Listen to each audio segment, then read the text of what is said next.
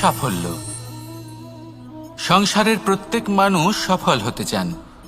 একটু বোধবুদ্ধি আসার পরেই সে সাফল্যের পেছনে ছুটতে থাকেন, আজীবন এই সাফল্যের পিছনে ছুটতে থাকেন। কিন্তু এই যে সাফল্য, তা অর্জন কি করে করতে হয়? ব্যবহার দ্বারা, ছলনা দ্বারা, বল দ্বারা, অর্থের দ্বারা? দুর্ভাগ্যবশত সাফল্য এভাবে লাভ করা যায় না।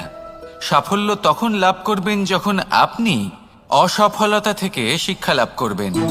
অসাফল্য থেকে শিক্ষা লাভ করা অত্যন্ত গুরুত্বপূর্ণ। করা ভুলের থেকে শেখা অত্যন্ত গুরুত্বপূর্ণ। যদি আপনি অসাফল্যকে ভয় পান, তার থেকে দূরে পালান, তাহলে জীবনে কখনোই এগোতে পারবেন না।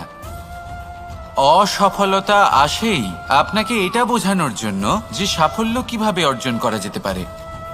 তাহলে অসফলতাকে স্বাগত জানান, তার থেকে শিখুন। নিশ্চিত রূপে